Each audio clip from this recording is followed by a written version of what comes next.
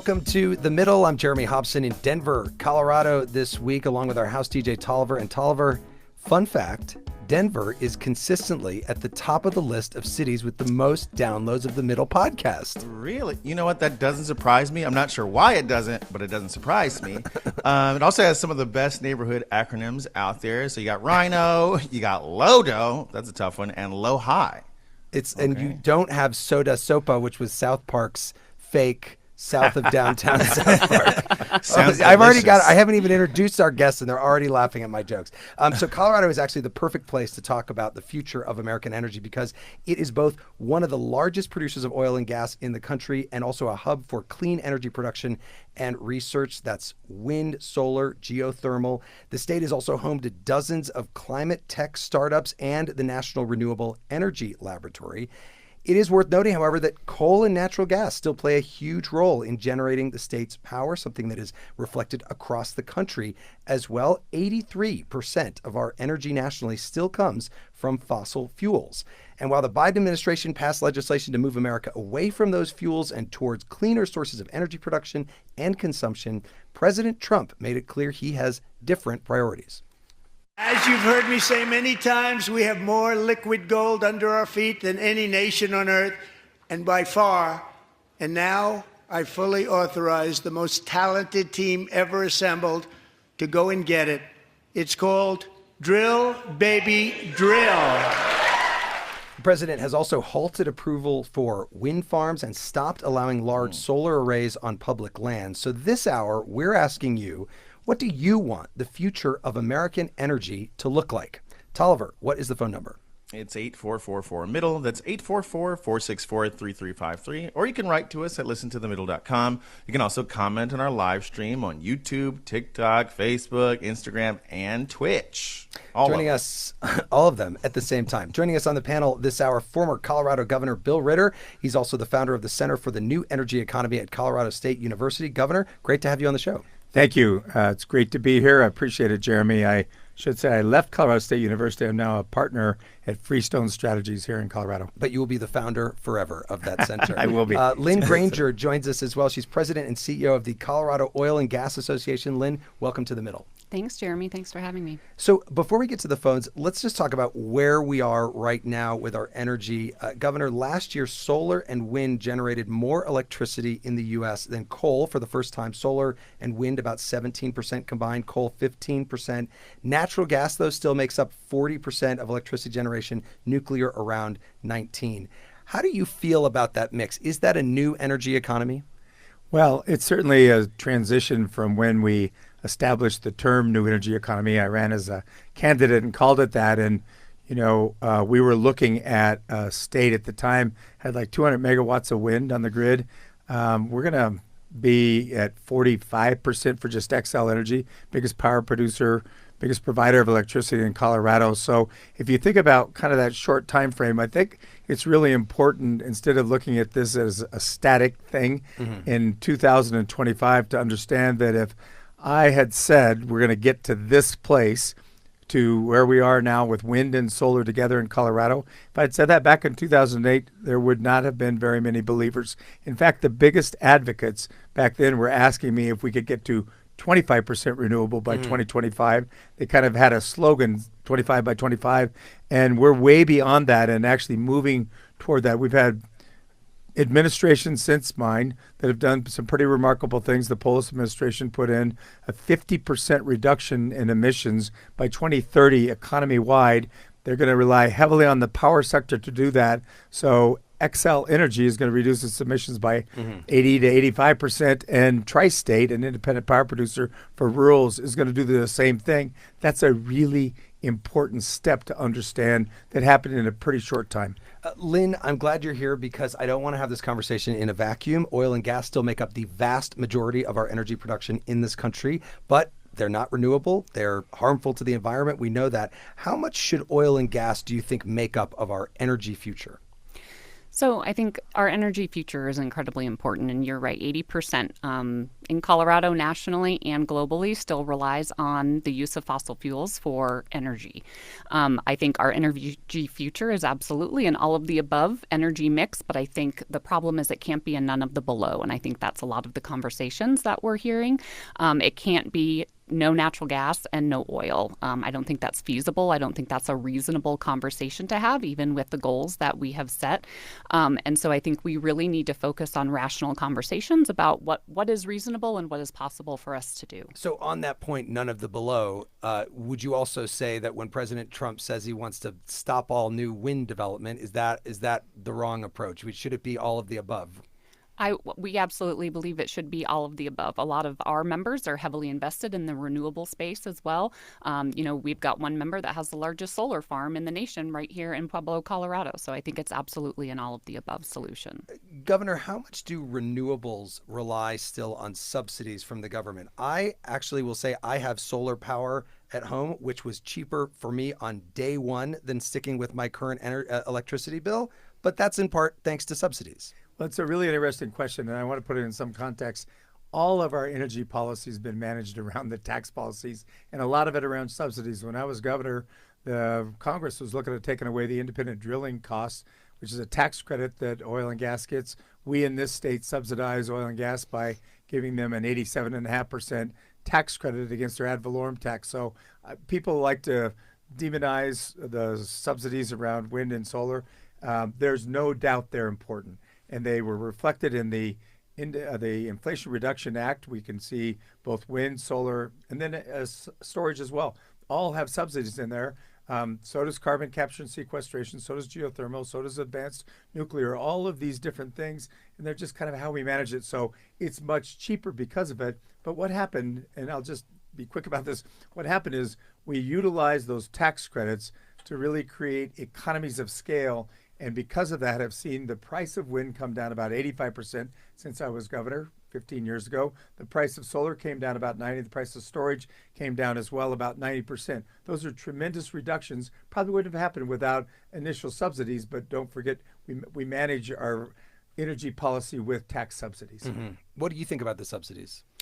Well, so I think the 87.5% is our ad valorem tax credit that really is so we're not double taxed, right? A lot of our tax goes at the state level where production occurs here in the state. So that's, again, so we're not double taxed. And I think, yes, I think subsidies have been used in the past. They've been used in our industry. They're used in renewables as well.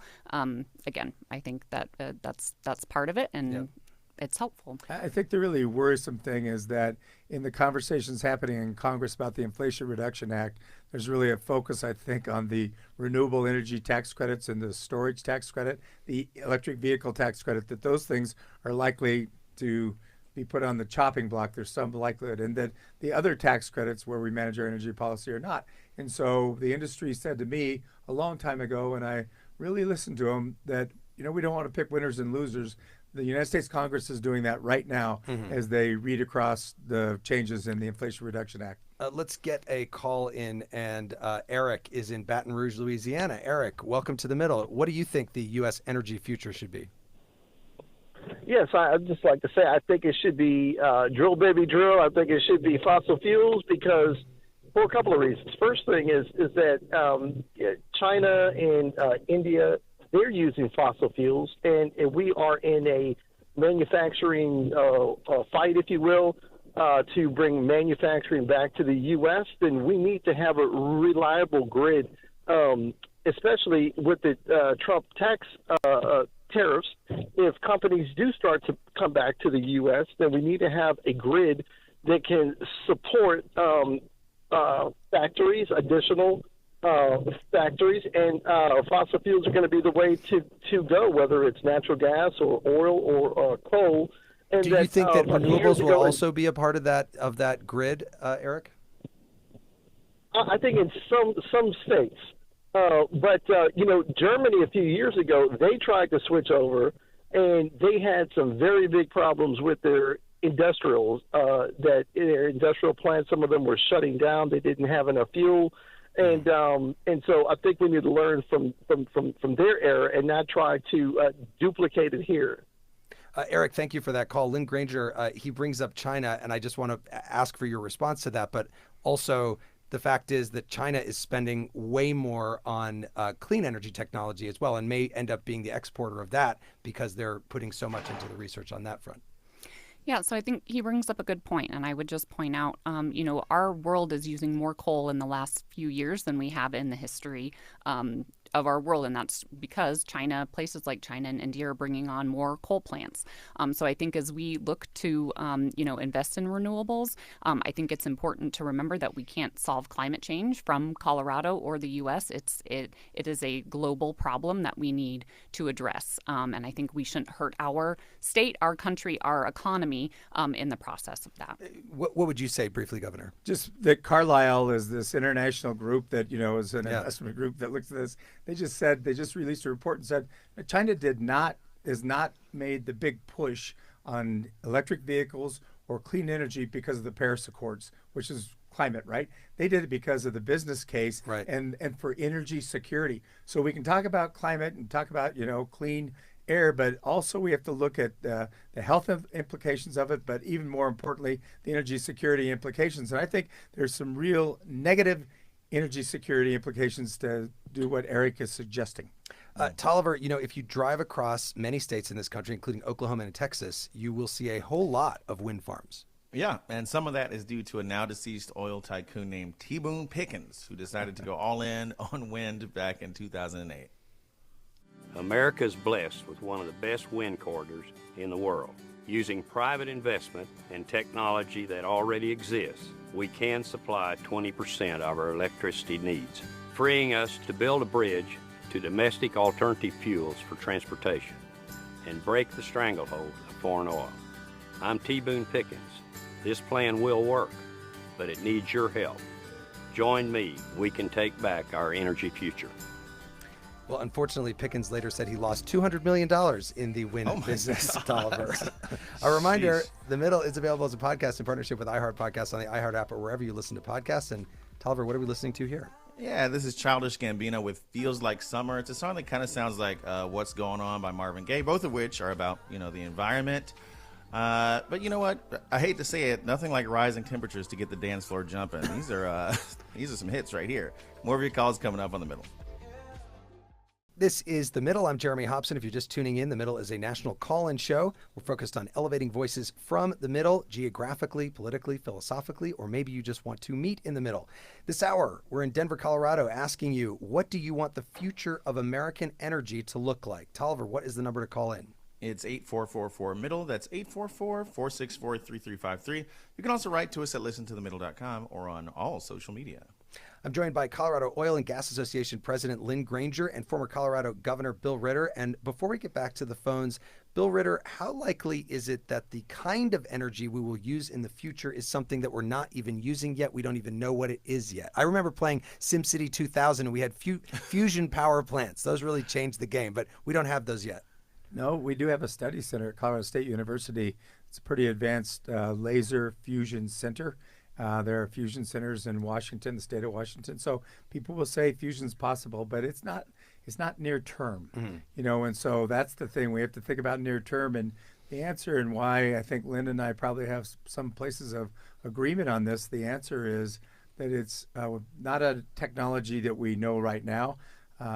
It's going to be some mix of renewables, of storage, and then either carbon capture and sequestration for natural gas, or even coal, or nuclear, some advanced nuclear, but that's not near term either. And so if we're really concerned about what we're going to do about CO2 in the air and what we're going to do about greenhouse gases, there's not a present day technology that is going to happen without either nuclear, carbon capture and sequestration, geothermal.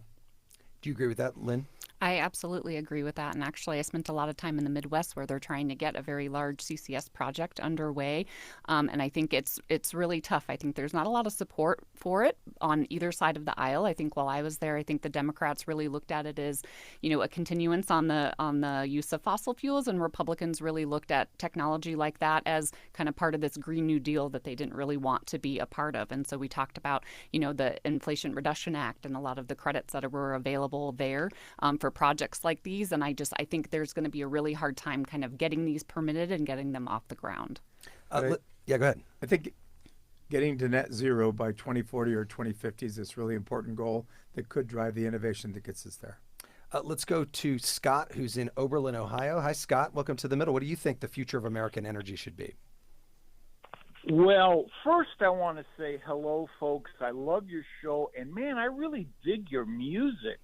It's Tolliver. There you go. Editor does a really great job. So The check's in the mail. Look, I've been studying energy since the '60s and the '70s. I'm old. I'm 60. I'm in my 60s, and but I've studied a lot on it, and I've looked. I mean, it's like I've been to all different kind of energy production facilities and stuff, looking around and studying them and everything. And I grew up with nuclear reactors because my dad worked for NASA here in Cleveland at the Lewis Center. So they were designing reactors to power moon bases and space stations and Mars bases. And they were talking about this stuff in the 50s and the 60s, and they were putting them together and testing them in the 60s and the early 70s. And then I became against them after 3 Mile Island because we all got scared about that. And so do you think nuclear should be part of the future now? Oh, well, that's the thing. I was against it, and then I started working with environmental groups. I actually got paid by Greenpeace to research nuclear power back in '91. And the more I learned over the course of, and this is before computers, so you had to go to research libraries and query and get stuff sent to you. But the more I read and the more I learned trying to find the nail where, the nuclear industry lied decades ago, the more I found out that, man, it's like maybe we really need to start doing this stuff. Yeah.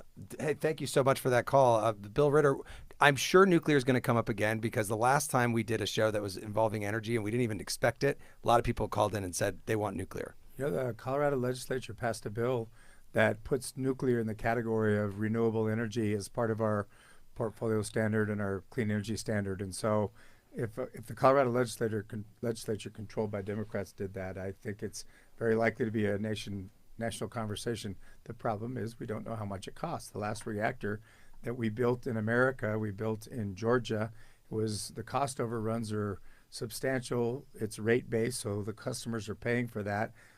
Bill Gates is trying to build a reactor along with the Department of Energy that uses a sodium-cooled technology different than conventional reactors, but we haven't penciled that out, and we don't know when it would be effective, so it's not a near-term solution to reducing emissions. And then finally, there are these small modular reactors that have been developed in Idaho, but they've not been deployed to anybody, and again, not penciled out. And so people want affordable, reliable, and now clean energy, and nuclear is 2 out of the 3. Right. It's reliable and it's clean, but to know yet whether it's affordable or not, it's too early. Well, and of course, then there are those moments like 3 Mile Island, and I remember Fukushima in Japan, and things that can really scare people away from nuclear power as well. They're opening 3 Mile Island again. I do know that. Microsoft is, I think, power the data centers, right? Power purchase agreement for that. Let's go to Richard, who's in Beaufort, Wyoming. Richard, sorry if I pronounced the name of your town wrong, but go ahead. What do you think? Thanks for taking the call. I really have a question. The slogan, drill, baby, drill, kind of paints a picture that our government can actually just go and just start taking oil out of the ground. And if I'm not mistaken, there's still the private sector out there that is getting leases. They're holding on to leases. They're using some of the leases. And what part of this process, when our president uses that slogan, is realistic, and what part is still based on the private sector and those oil companies deciding how much oil they're going to pull out of the ground? Richard, great question. Lynn, I'll go to you on that, and note that last year, even before Trump came in, I think was a record production in the U.S. for oil. Yeah, so just a couple things. I think in terms of increasing production, there's a couple things that can happen. They can open up more federal lands for production. They can open up more offshore lease sales as well, which were, largely stalled during the Biden administration as well. But to your point, I think, there's still a very long permit process that is involved with any sort of production of oil and natural gas in our country, at the federal level, at the state level, and at the local level. And so there's still lots of red tape, lots of regulations that need to be adhered to in order to get those permits, in order to drill. Even if Trump says drill, baby, drill, that doesn't necessarily mean that happens right away. Correct. Absolutely. Let's go to Cordell, who's in Salt Lake City. Cordell, welcome to the middle. What do you think? Well, I'd like to know what the costs are going to be to throw away the last 16 years of researching solar and wind power, as well as recently it's become more positive here in Utah to use geothermal energy because we have a large source of geothermal.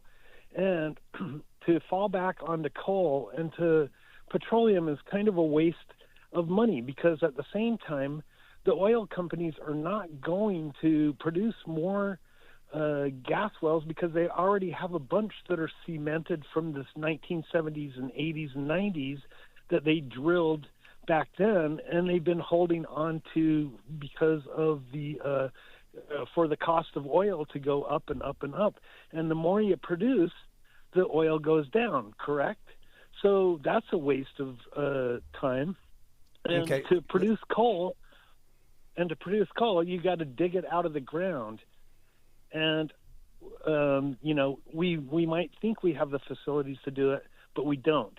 And nuclear is a good option, but here in Utah, we have one of the biggest dumping grounds for nuclear waste that there is in the U.S. So, Cordell, I'm gonna take one of the points that you made there to the governor, which is he's saying that it would be a waste to throw away all this research into solar and wind. That because Trump doesn't want to focus on that now, and maybe they start pulling back on some of the things in the Inflation Reduction Act that provided subsidies and credits for going into these cleaner energy fuels. Is that a waste of money then? No, it's not a waste of money. I think that we've advanced the technology in solar, probably bigger advancements in storage. We have big advancements in wind and wind energy. And like I said, the costs have come down tremendously. Taking away the tax credits may sort of delay the deployment of those things, but it's not a waste. We have the best research facility for renewable energy in the world here in Denver, in Golden, Colorado, the National Renewable Energy Laboratory. They're not going to quit working on this, I don't believe. I just got a text message from Tolliver that said we have 1 million comments online. How dare you tell them our secrets? John in Harvard, Illinois says the path forward should be natural gas, nuclear build-out, and geothermal, and pumped hydro where appropriate. That said, I do want to say that 90% of these comments are pro-nuclear. So here's two that aren't. John Farrell in Minnesota says, evidence suggests that renewable energy and energy storage is going to be far less expensive than building new gas-fired power plants. If we want affordable, abundant energy, then clean energy is our best hope. See research from RMI in Colorado. And then Ty has a fiery one. Ty in Idaho says, where is the voice that questions the assumption that ever more energy is needed? What is it going towards? How much does it take to power the AI engines, for example? The assumption that the economy and its attendant energy production must ever grow seems to me like madness. What do you think about that, Lynn, Granger? Well, so I want to offer some context for that, because as we talk about our energy future, and there is going to be a demand for, more AI. I think people are playing around with ChatGPT, and they're using it at work and they're using it at home. That's going to call for a lot more data centers. And just to put some context around the energy use for AI, if you query ChatGPT for something, that uses 4 times more energy than sending an email, 10 times more energy than doing a Google search. And if you move over to images and video, 27 more times energy to have AI create an image, and 245 times more energy for a video. So I do think as we start using this technology more, our energy need is going to increase substantially. Yeah. Puya is calling from Atlanta, Georgia. Welcome to the middle. What do you think the energy future should be? Hi there. Thanks for having me. I think the energy future has to go back to a renewed emphasis on education. We are no longer the education and research leaders of the world. Just the other day, China is launching a solar array in space. Other countries are looking at micronuclear. We need to make sure that we're thinking on a 125-year timeline as well as a next quarter timeline. And all of that comes back to education. We have to make sure that people are funding research and not lobbying against innovation at all levels. Right here in Georgia, Lynn just brought up data centers. We reduced our buildings' energy usage by 33% last year, and our rates doubled. Yeah. We need across the board to dedicate ourselves to research and stop living in an idiocracy. Puya, thank you so much for that. Bill Ritter, what do you think about that? Education as part of this. Well, I think if you, by education, mean research, I absolutely agree. If you think about 1973 and what it took to refrigerate, food, we've reduced the energy usage 90-some% with today's appliances. And we did that because of research. We did that because people studied that. And that was a big, big gain. We'd be such a much bigger energy user if we had not done that. So we need to continue to do that. But at the same time, I think we can't get in a box where say we're going to solve this only through education. Where we need to have, I think, conversations in the middle. And that's not just a plug to you. I really believe we need to have cross-party conversations about the ways we should power the future that get us to a place of net zero by 2040 or 2050. That's what's important. And then to listen to the business case for that and the national security case for that. All of those things are important. Well, and that gets me to something that we were thinking about as we were getting ready for this show, which is it is kind of interesting that in this country on this issue, in Washington anyway, Republicans tend to be for oil and gas and Democrats tend to be for renewables in Congress. But when you actually hear from people around the country, it doesn't break down like that. You could have somebody who we heard just there from somebody in Baton Rouge. I don't know what his politics are, but he believes that oil is a big part of our future. It doesn't break down along those party lines. It's interesting that it's become so partisan of an issue. Lynn Granger. Absolutely, I agree. And we think it should not be a partisan issue because at the end of the day, all of us, we all use energy. It powers our lives. It powers our world. We all use it. So we just have to come together and we need to problem solve together to address the risks of climate change. And I think our industry definitely has stepped up and is problem solving. I mean, in Colorado alone, we've quadrupled our production while simultaneously reducing our emissions by 50%. That's problem solving. That is, coming to the table and understanding an issue and rolling up the sleeves and saying, what can we do to be part of the solution here? And I would just say I had the advantage of having worked on this as governor in 2007, where it was bipartisan. We had bipartisan sponsorship for a variety of really important clean energy bills. Over time, that bipartisan spirit has waned somewhat at the states, but there is still some of that at the state. It's almost absent at the federal level, and I think that's the biggest problem. Sneak in a call here from Mansfield, Connecticut. Diane is with us. Diane, what do you think the country's energy future should be? I'm concerned that wind and solar are not constant, and I believe in drill, baby, drill of geothermal. 40 degrees under the ground and deep in water is constant. When it's 0 degrees outside or 80 degrees outside, you're starting with that 40-degree constant temperature. My husband and I put a geothermal system in the late 1980s. And it's working well for you? It is. Thank you for that. She brings up the fact that wind and solar, Governor Ritter, are not always there for you. And in fact, that is an issue that, especially for these data centers, you can't run them at night if there's no sun. No, it's a fair point that they're intermittent sources, we call it.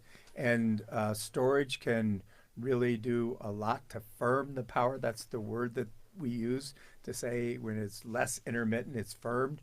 But I don't disagree at all that geothermal is a firm source of power, and to the extent there's a resource there that you can find and get to, turbines in an affordable way, that it really can be part of a solution. But again, it's so important to understand it's not the only solution, because there are places where there is no geothermal. There are places where there's not enough wind or not enough good sunlight. And so to think about sort of this as how do you do this and get to net zero by 2040, 2050, you really have to have sort of a broad mindset and not just, as an article of faith, eliminate some things because it doesn't rain all the time, or the sun doesn't shine all the time, or the wind doesn't blow all the time. Right.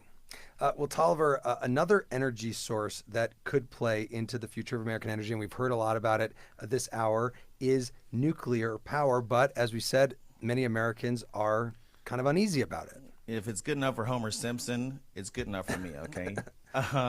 So, yeah, the 3 Mile Island accident in Pennsylvania back in 1979 actually didn't do much to help that perception.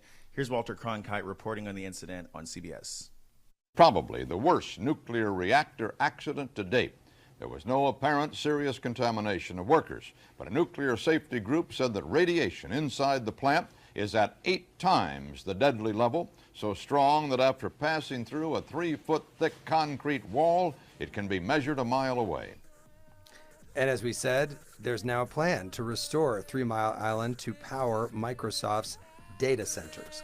A reminder, The Middle is available as a podcast in partnership with iHeart Podcasts on the iHeart app or wherever you listen to podcasts. And by the way, there's a podcast extra in there every week for you now called One Thing Trump Did. Right, Tolliver? Where we talk about just one thing that Trump did. What are we listening to here?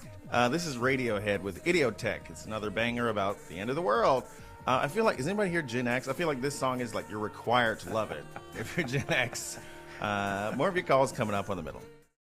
This is The Middle. I'm Jeremy Hobson. In this hour, we're broadcasting from Denver and asking you, what do you want the future of American energy to look like? You can call us at 844-4MIDDLE. That's 844-464-3353. You can also reach out to us at listentothemiddle.com. My guests are former Colorado Governor Bill Ritter and Colorado Oil and Gas Association President Lynn Granger. And before we go back to the phones, Lynn Granger, how has President Trump's embrace of oil drilling changed the landscape for organizations like yours, which on your own website talk about things like reducing emissions and climate change? Is it different to have a president come in with this very direct proposal to drill, baby, drill? So really, the landscape in Colorado hasn't changed very much at all. You know, we have been a leader. We've gone through 40 rulemakings over the last 5 years due to some legislation that has really changed the landscape of how we're regulated here in the state. So really, at the state and local level here, it's really not changed much at all. And what do you think about nationally right now? So I think it's early, and we'll see what happens. I think things will change. I mentioned earlier there's a couple, scenarios where we see federal lands being opened up or off-sale leases being opened up as well. And so I think there's definitely an opportunity to see increased production here in the United States. But I don't think that will have an impact here in Colorado. Michael is calling from Meeker, Colorado. Hi, Michael. Welcome to The Middle. What do you think the future of American energy should be? Well, I think we should stop being so hideously wasteful and inefficient with it to start with. We have tens of thousands of private homes, small business buildings, and other buildings that are uninsulated and leaky, and it just sucks up energy and goes to waste. So we need to start there. And then there's talk about nuclear, and everybody thinks of the old reactors we've been building since the 50s, which are basically based on a reactor design developed for the United States Navy's nuclear ships. They're pressurized water reactors, so there's better designs out there. The Atomic Energy Commission was working on one in the 50s at Oak Ridge, and Hyman Rickover, the father of the nuclear navy, and his allies had him shut it down. But it wasn't a pressurized water reactor, and it can't explode and it can't melt down because it's already liquid. And it has the potential to consume 90% of the fissile fuels, unlike reactors today, which only consume 10 to 15, maybe 20% of the energy stored in the fuel rods. So we need to just make big changes. You could be more efficient with your buildings. Yeah. A great example. Be less wasteful is your point there. Governor Ritter, what about that? And I should mention that we also lose a lot of energy in our transmission lines these days. They're not as good as they could be. I just want to say I campaigned in Colorado. I used to run into people like your caller all the time, wickedly smart people that just wound up in Colorado. They really challenged you in town hall meetings, but thanks for your comments. So the built environment, we could do so much just by addressing inefficiencies in the built environment. He's exactly right. And like you said, transmission lines, there's a lot. Remember our caller who was talking about wind and solar being intermittent, storage not being able to firm it up completely?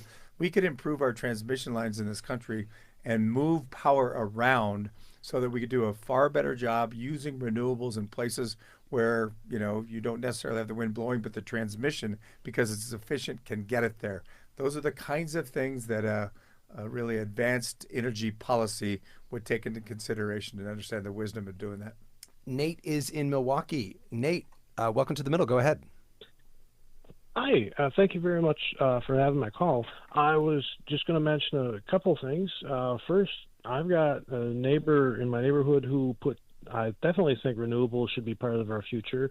My neighbor put solar panels on his roof, and his energy bill dropped by over half, sometimes 2/3, depending on the month. And he's just sorry he didn't put more up there. Also, if we're going to have a discussion about what kind of energy we have, we really have to address and then not follow the dishonesty that was put out by the oil company and some of their oil companies and political allies about renewable energy. An example is down the Texas governor, when they had that cold snap a few years ago, tried to blame windmills when actually it was natural gas valves and boilers that were freezing, and the windmills worked better. And I mean, here in Wisconsin, we get colder than Texas did, and our windmills work fine. So, well, a couple of issues there, but let me take that to Lynn Granger. I'm sure that there are many listeners who feel the same way, that they feel like the oil and gas companies have a stake and they don't want people to move into renewables. How would you respond to a question like that? Again, I would say that a lot of our member companies are strong investors in the renewable space. I think our industry is full of a lot of people that are focused on technology, focused on innovation, and looking again at all of the solutions to power our energy future. Let's go to another call, and Eric is in Oakland Township, Michigan. Hi, Eric. Welcome to the middle. Go ahead. Hi. I just wanted to ask a quick question for y'all. I read a few papers recently talking about how we've improved in carbon capture technology and these new carbon capture methods we can employ on fossil fuel plants. And I was just wondering if you think that it's even worth investing in making fossil fuels, cleaner and safer, or if we should just put that time, money, and manpower into renewables research and try and get renewables, across the board, into full swing faster. Great question. I want to hear from both of you on this. Lynn, let's start with you. So absolutely, it's worth the investment. I mean, we are trying to be cleaner, safer, better all of the time. And as we, started the show off, we're still reliable 80% for our energy use on natural gas, oil, and coal around the world. And so I think that will continue to be the case for the next several decades at least. So I think we absolutely are investing every day in reducing our emissions, focused on public health and public safety, and we will absolutely continue to invest in that. What do you think, Governor, about carbon capture technology and whether it is worth, as he says, going that route instead of just moving into more renewable fuels? So I agree with Lynn with a caveat, and the caveat's this: we built a lot of polluting facilities next to marginalized communities in this country. There's a term called environmental justice, and it can be something that people just react to in a negative way. But if we keep in place polluting facilities and capture that carbon, we have to ensure that we're also making sure that marginalized communities, poor communities, who have borne the brunt of some of the pollution from those facilities are really taken care of. It's why I like the Inflation Reduction Act. It's why I thought the Justice 40 from President Biden was the right thing to do, because it looked at things like carbon capture and sequestration, said let's increase the tax credit for that, the Inflation Reduction Act. But by the way, we're going to pay attention to the things we've done in marginalized communities that negatively impacted them. So yes, with that caveat. Are you worried that President Trump right now will just stop enforcing the Inflation Reduction Act, not even go through Congress, but just not have it go into effect in the way that he seems to be doing with some other issues? No, I'm worried that the Congress is through reconciliation will do it itself. And environmental justice group in the Department of Energy has been taken down. I think the same thing has happened in other federal agencies. And so I'm worried that twofold, the tax credits go away, but so does the focus on the impact we've had on marginalized communities in this country from polluting resources. Tolliver, I know some more comments are coming in, or our listeners still going nuclear on you. Oh, my God. I really can't keep up. I'm going to start with Brendan in Denver. The oil industry has known since the 1960s that the burning of fossil fuels has been the cause of the impending destruction of our planet. It is urgent to sue the fossil fuel industry into oblivion. The insatiable greed and the cast of accomplices, i.e. the politicians, is grotesque. And then this is a cheery one. Jeff in Minnesota says, I think the government should dedicate whatever it takes to make a fusion a reality, something like we went all out on going to the moon in the 1960s. We can do it! With several exclamation points. We're going to end on a happy one. Alex is calling from Columbia, South Carolina. Hi, Alex. Welcome to The Middle. Go ahead. How you doing? I think that we should start considering what we do with our energy. You know, what do you mean? Well, you know, our daily habits. Instead of relying on the government to make decisions for us, I think we should pioneer through, you know, comprehensive radio promotions of turning lights off like we did in the 80s again. Because, you know, today when you go through a house, all the lights are on. In the 80s, we weren't like that. We were very conscientious of turning lights off, where we drive, how far we drive, using mass transit. And I also think that we should, the EV is a wonderful solution to fossil fuels and burning and ethanol production, of course. But, you know, the Bechtel Corporation, which is the engineer of the hydroelectric dam, the Hoover Dam, also has a micro reactor, very similar to what the gentleman said before concerning our silent service. Micro reactor, very small nuclear reactors that drive a GE turbine. They're very small. They're much smaller than a conventional boiling water reactors. They're PWRs. So, but, okay. I really think we have to seize as Americans and as futurists the notion that, you know, do I really need to spend this kilowatt? Do I really need to go to the store and become more efficient and economical in the decisions that we make, and much more conscientious of the notion that, you know, I as a human, I'm at any given time emitting 500 British thermal units, you know. Right. I'm going to stop you there because I do want to get to that point. I do turn off the TV when I leave the room because I know those take up a lot of energy. I mean, I do not. Okay. What do you think, Bill Ritter, about that point, that we've gotten to the point where we don't spend as much time maybe thinking about the energy that we're using? Well, I think that's exactly right. But it's only part of it again. But it is personal behavior can make some difference in our ability to reduce our energy consumption.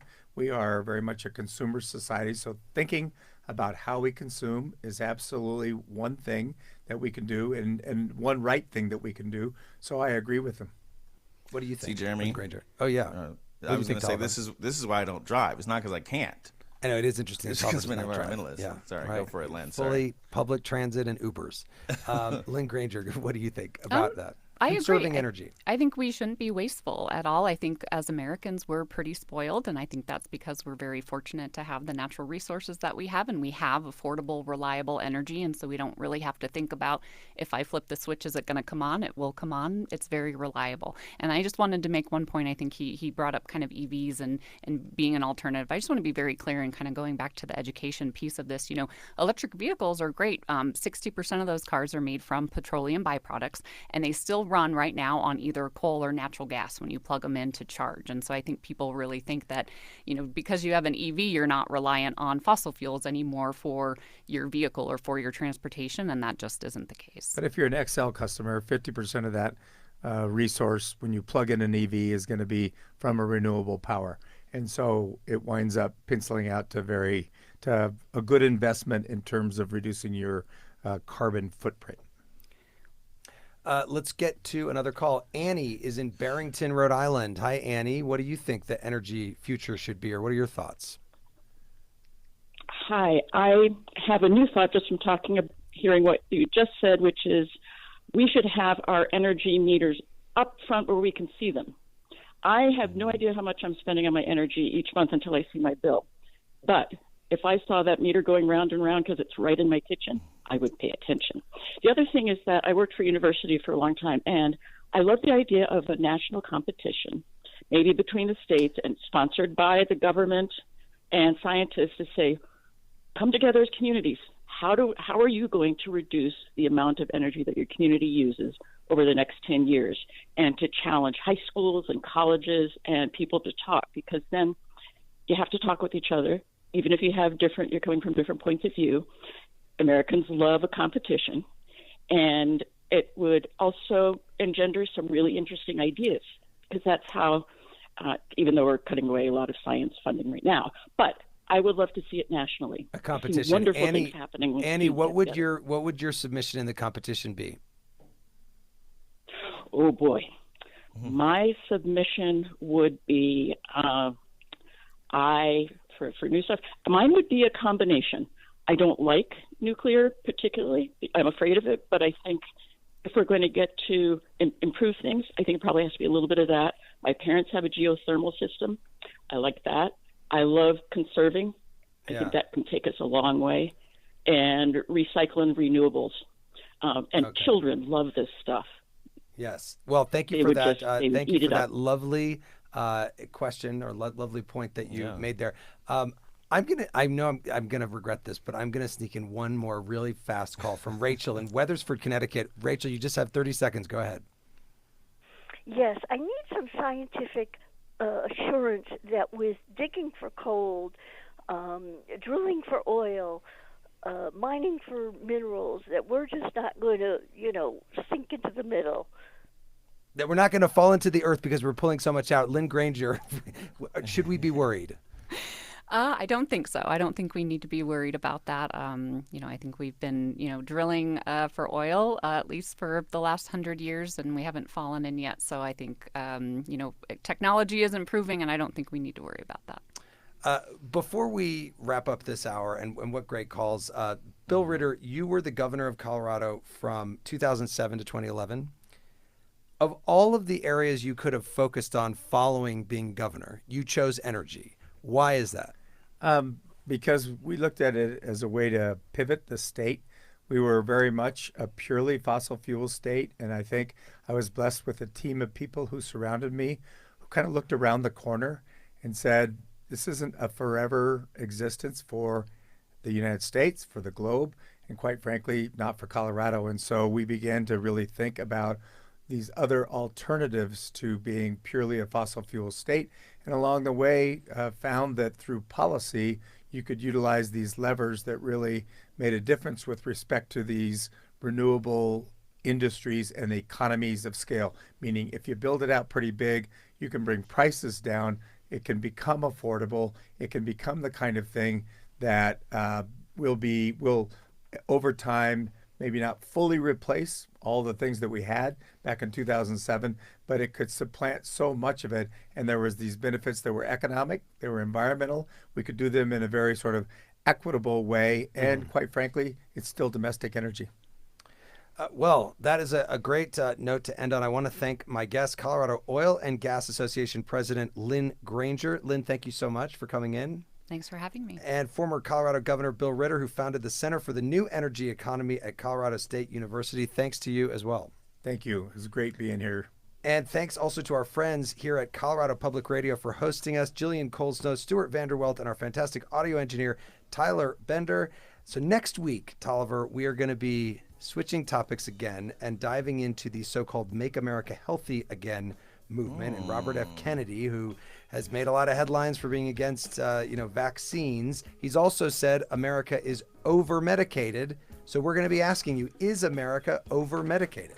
Is he going to be on the show? No. As always, you can call in at 8444-MIDDLE. That's 844-464-3353. You can also reach out at listentothemiddle.com, where you can sign up for our free weekly newsletter and find the sexiest middle t-shirts. Okay? Available now. Talk of the town. The Middle is brought to you by Long Neck Media, distributed by Illinois Public Media in Urbana, Illinois, and produced by Harrison Patino, Danny Alexander, Sam Burmistaz, John Barth, Annika Deschler, and Brandon Kondritz. Our technical director is Jason Croft. Thanks to our satellite radio listeners, our podcast audience, and the more than 430 public radio stations that are making it possible for people across the country to listen to The Middle. I'm Jeremy Hobson, and I will talk to you next week.